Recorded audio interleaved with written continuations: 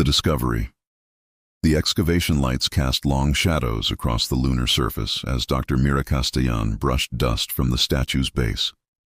3 months on this forgotten moon, and finally, something that made her pulse race.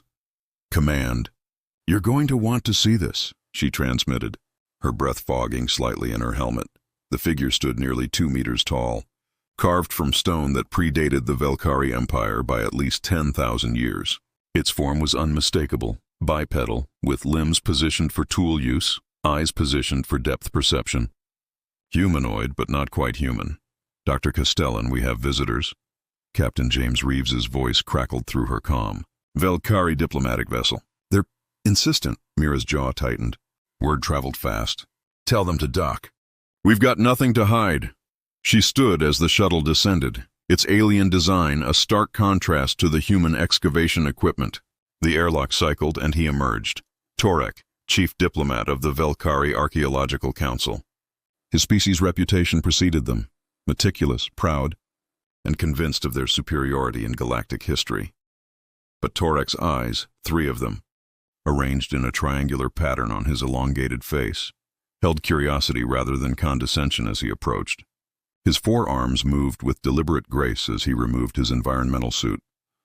"Dr. Castellan," his voice resonated with harmonics human vocal cords couldn't produce. "Your discovery has caused quite the disturbance in academic circles. Has it?" Mira crossed her arms, defensive.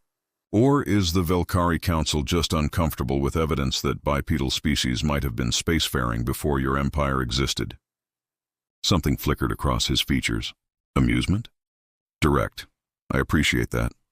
He moved closer to the statue, his specialized scanning equipment humming to life. "My people believe the galaxy began with us. You believe it began with yours." "Perhaps we're both wrong," Mira blinked, surprised by his candor. She watched him work, noting the precision in his movements, the way his head tilted when concentrating. Professional admiration, she told herself. Nothing more. "The carbon dating is irrefutable," she said, pulling up her datapad.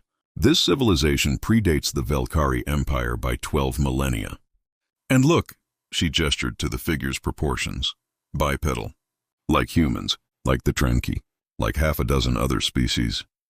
Torek was quiet for a long moment, his scanners painting the statue in holographic light. When he finally spoke, his voice was softer. "If you're correct, Dr. Castellan, this changes everything we understand about galactic evolution. Species convergence has limits. These similarities," he trailed off, "aren't convergence," Mira finished. "Are they?" Their eyes met, human and alien, both seeking truth in the starlight. Captain Reeves watched from a distance, a knowing smile crossing his weathered face. He'd seen that look before, in 100 first contact scenarios. Recognition, connection. "I need to examine your full data set," Torek said. "This discovery is too important for politics." Agreed. Mira found herself returning his intensity. "My habitat module. We can work through the night." "The night?" Torek's mandibles clicked, his species equivalent of a smile. "Dr. Castellan, I believe this will take considerably longer than 1 night." As they walked toward the research station, neither noticed the stars above seemed to shine brighter, as if the universe itself approved of their collaboration. The translation. The research station hummed with quiet energy as Mira and Torek hunched over the holographic display. 5 days had passed since his arrival, and the small habitat felt even smaller with his presence filling it. Not uncomfortably so, just aware. "There," Torek pointed with his upper right appendage. "That symbol repeats in clusters of 7. Astronomical significance, perhaps." Mira leaned closer, her shoulder nearly brushing his torso. She caught herself, pulled back slightly. 7 major star systems in the Kepler formation. But those wouldn't have been visible from this location 12,000 years ago. Unless, Torek's voice dropped to an excited murmur, they weren't observing from here. They were mapping where they'd been. The implication hung between them like electricity. "Migration routes. A diaspora. Professor Voss, are you seeing this?" Mira transmitted to Earth, where her mentor monitored their progress. The elderly woman's face appeared in miniature. "I see it, Mira, and I see you haven't slept in 36 hours. Take a break, both of you." "Helena's right," Captain Reeves added from the command deck. "You're no good to anyone exhausted." Reluctantly, Mira powered down the main display, leaving only ambient lighting. Torek settled into the reinforced chair designed to accommodate non-human physiology. In the dimness, he looked less alien, just another being seeking answers in the dark. "Tell me about your world," she said quietly, surprising herself. "Not the official history, the real one." Torek's head tilted, a gesture she'd learned meant consideration. "Velkar is ancient. Our cities are built upon cities, going back so far we've forgotten the beginning. We tell ourselves we were always mighty, always the center of civilization." He paused. "But sometimes in the oldest ruins, we find things that don't fit. Tools sized for different hands, doorways built for different forms." "You've wondered," Mira said softly. "Always." His central eye fixed on her. "Your turn. Why archaeology? Why spend your life digging in the past?" Mira smiled. "My grandmother used to say that if you don't know where you came from, you can't know where you're going." She was from a lineage that had been displaced, lost their history. She spent her whole life trying to piece it back together. Her voice grew quieter. "She never found it. I promised I'd keep looking, not just for her story, but for everyone's." "A noble purpose," Torek said, and there was no condescension in it. "Perhaps we're not so different, Dr. Castellan. Both seeking origins, both questioning what we've been taught." "Mira," she said. "Call me Mira." "Mira." The way his voice shaped her name sent an unexpected warmth through her. "Then you should call me Torek, not Ambassador or the Velkari." She laughed. "Fair enough." They sat in comfortable silence, the kind that only forms between people who've shared discovery. Then Torek reached out with his lower left appendage, activating his personal data pad. "I want to show you something. These are forbidden archives from my homeworld." "Forbidden?" Mira leaned in, intrigued. "Stories our children aren't taught. Myths about the first walkers, beings who came before, who taught us to reach for the stars." The hologram showed ancient Velkari cave paintings. Figures with 2 arms, 2 legs standing upright. We were told these were primitive superstitions, religious metaphors. But what if they weren't? Mira's mind raced. She pulled up human mythology, similar stories across dozens of cultures. Sky people, star teachers, the ancient ones. Their eyes met again, and this time neither looked away quickly. The professional boundary between them felt increasingly artificial. "Mira," Torek said slowly, "if we're right about this, if bipedal beings truly seeded the galaxy, my people and yours are closer than species. We're family," she finished. "Cousins separated by time and space." The computer chimed. Torek's expression shifted as he read the translation algorithm's latest output. The coordinates. "Mira, we've deciphered the star map." She jumped up, fatigue forgotten. There, displayed in ancient mathematics, was a location, the galactic coordinates to what the text called origin point. Professor Voss. "Captain Reeves, we found it," Mira transmitted, her voice shaking with excitement. "We found the first home." Torek stood beside her, their reflection ghostly in the holographic display. 2 beings from different worlds, united by a discovery that would change everything. "We have to go there," she said. "Yes," he agreed, then softer. "Together." Neither acknowledged the meaning behind that word, but both felt it. The journey the Pathfinder cut through the void, its engines pushing toward coordinates that shouldn't exist on any modern star chart. Mira stood in the observation deck watching space stream past when she felt Torek's presence behind her. "Couldn't sleep either?" she asked without turning. "My people don't sleep as yours do. But I find myself restless." He moved to stand beside her, their reflections merging in the transparent aluminum viewport. Ambassador Crix transmitted again.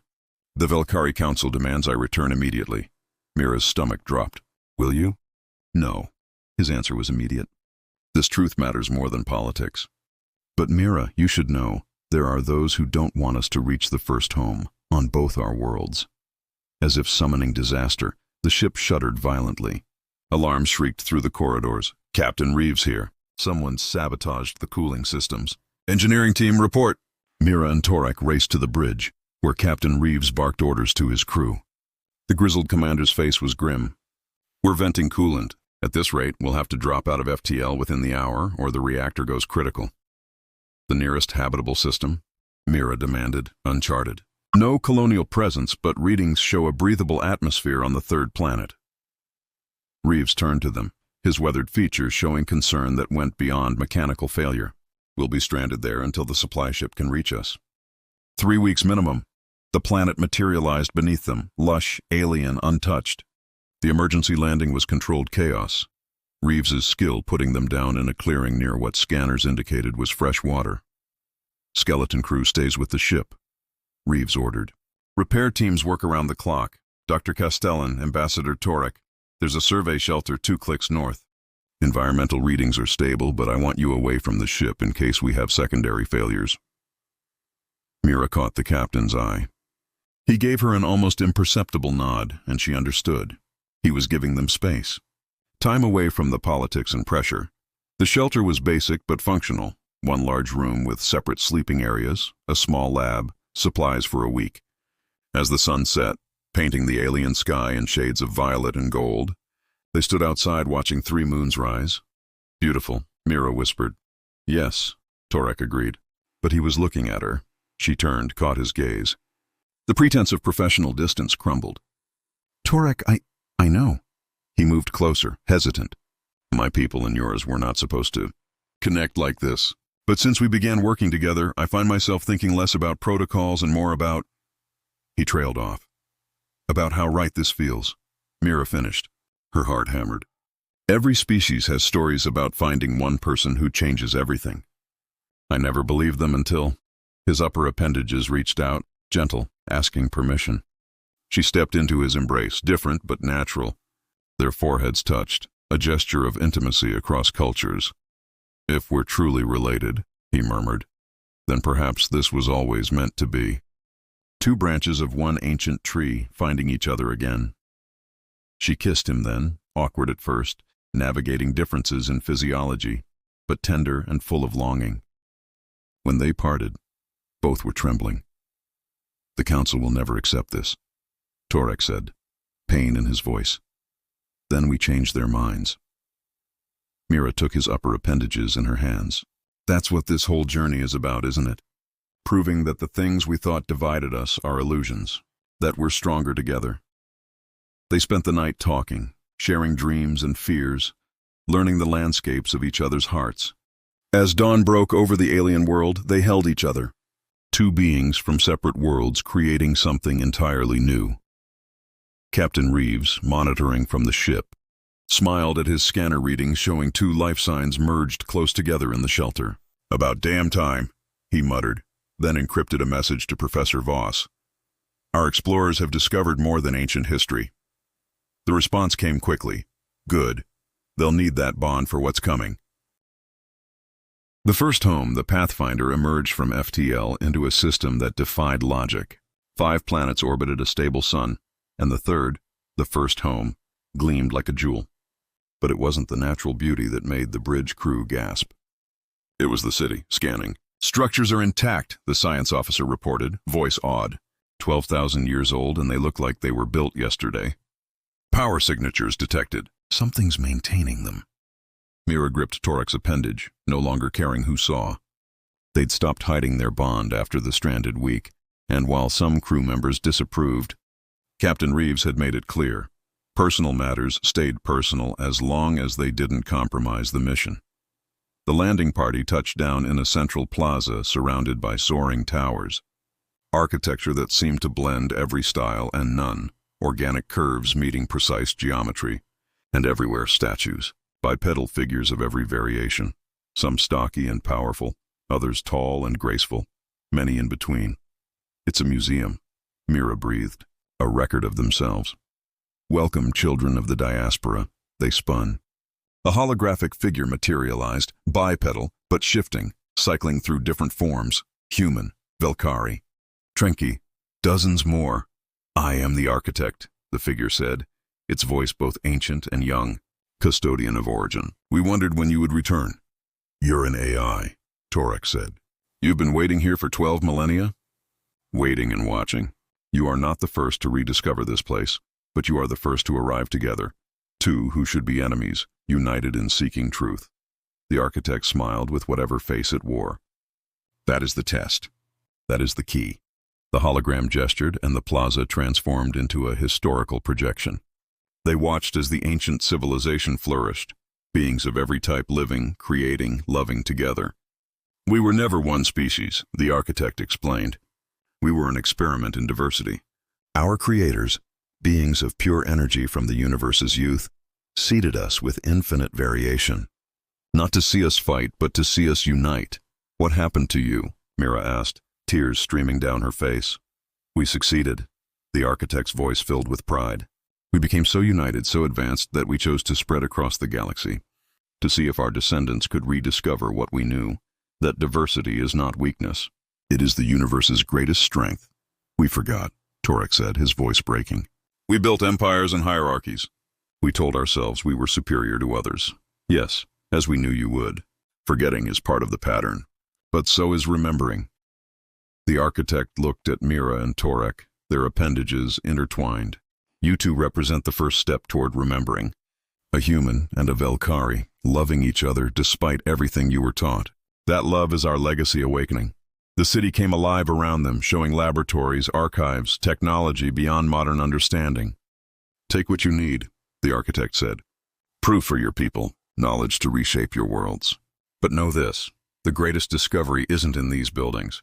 It's in your hearts. That night, in quarters the ancient city provided, Mira and Torek stood on a balcony overlooking the preserved civilization.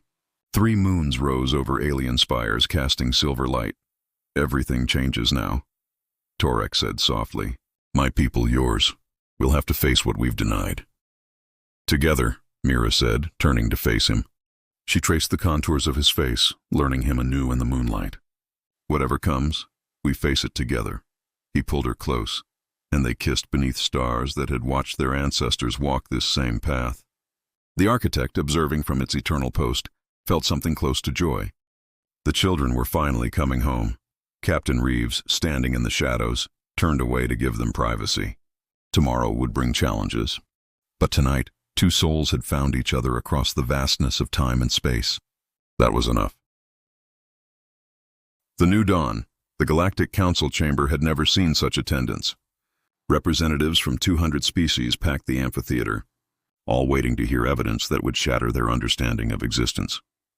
Mira stood at the podium, Torek beside her, their connection now public knowledge. Behind them, holographic displays showed the first home, the architect, and genetic evidence that made denial impossible. Honorable representatives, she began, her voice steady despite her racing heart. 3 months ago, Ambassador Torek and I discovered something that seemed impossible. Today we present proof that all bipedal species in this galaxy share common ancestry. The chamber erupted. Shouts of outrage, gasps of wonder, the cacophony of 200 civilizations confronting their origins. Council Representative Nessa, a human politician Mira had briefed extensively, raised her hand for order. Let them present their evidence. We owe ourselves the truth. For 2 hours they laid it out. Archaeological findings, genetic markers that crossed species barriers, the architect's testimony recorded and verified by independent sources. Captain Reeves provided tactical data showing the first home's legitimacy.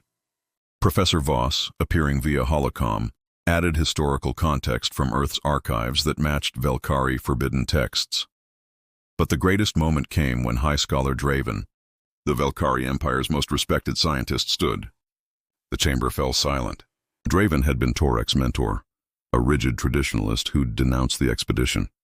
I came here to refute these findings, Draven said, his 4 arms trembling, to prove that my student had been deceived by human manipulation. But I cannot.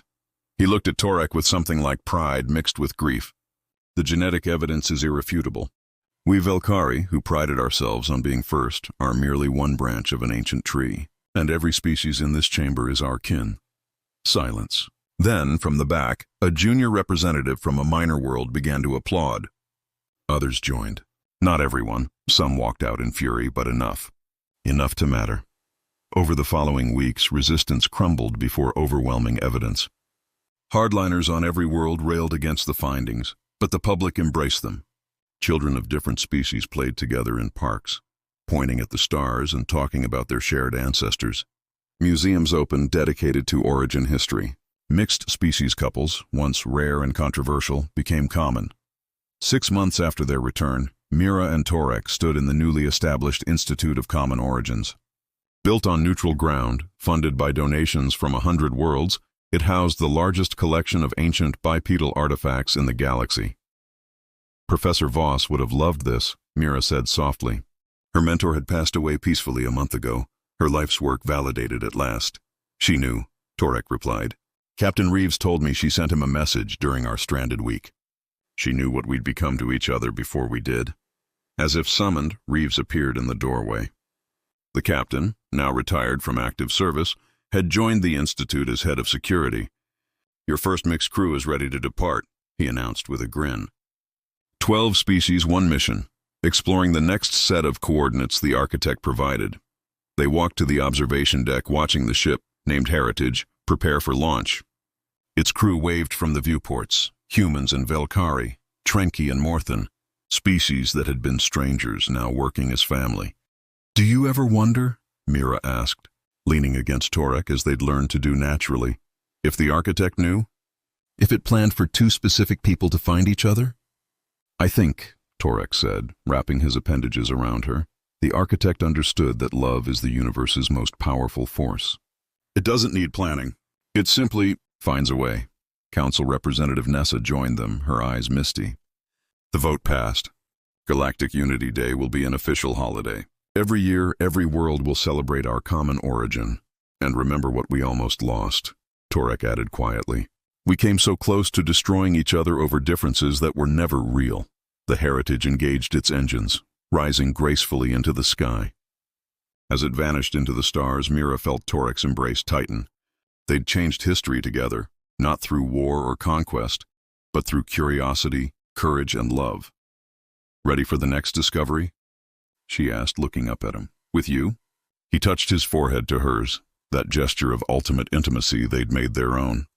Always. In the depths of space, in the preserved city on the first home, the architect observed and allowed itself something it had rarely experienced in 12,000 years: satisfaction. The bipeds had walked among the stars long ago, scattering themselves across the cosmos. Now their children were walking together, united at last. History had changed forever. But more importantly, the future, their shared future, had just begun. The end